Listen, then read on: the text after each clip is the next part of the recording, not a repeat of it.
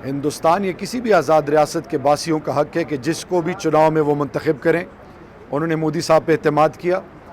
अब मोदी साहब की अखलाकी ज़िम्मेदारी है कि हिंदुस्तान को अगर वाकई इनक्रेडिबल देखना चाहते हैं, और हम क्योंकि इस खित्ते के अमन का डायरेक्ट और इनडायरेक्ट दोनों तरीक़ों से ताल्लुक़ उनकी पॉलिसी से है। अब मोदी साहब के लिए एक मौका है कि वो साबित करें कि वाकई वो कुछ करना चाहते हैं और तारीख़ में उनका नाम भी रकम होगा। देखिए, मैं समझता हूँ कि ये इलेक्शन में जो है वो उस मुल्क की आवाम का ये हक़ है कि वो अपना हक़ राय दही इस्तेमाल करें और जिसको भी चाहें वो उसको इक़्तिदार सौंप दें, बख्श दें। तो मोदी साहब को हिंदुस्तान के अवाम ने इक़्तिदार दिया है, तो बिल्कुल उसका एहतराम है हमें उनके मैंडेट का।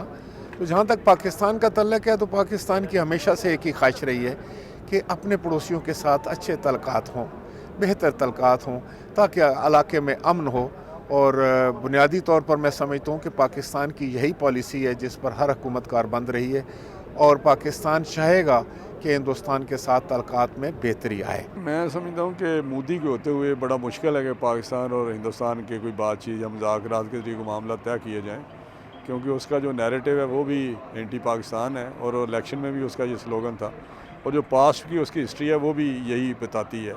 तो मैं समझता हूँ ये हमें कोई इतराज़ नहीं, उनका अपना कौम का फ़ैसला है, लेकिन उनको चाहिए कि पाकिस्तान के साथ मुज़ाकरात करें, बैठें और अपने मसलों का हल निकालें। हिंदुस्तान को और पाकिस्तान को सीखना है, और हमने सीखना ऐसे कि हमने एग्ज़ाम्पल सेट करने हैं कि हम इख्तिलाफ़ात के बावजूद साथ रह सकते हैं।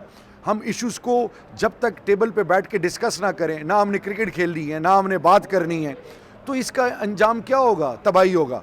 मेरे ख़्याल में ट्रेड, कल्चरल इंटरेक्शन, स्पोर्ट्स, ये ब्रिजिंग रोल प्ले करते हैं। हमने हर तमाम चीज़ों के थ्रू ये तमाम जो कन्फ्यूजन है, कम्युनिकेशन गैप है, इसको फिल करना है।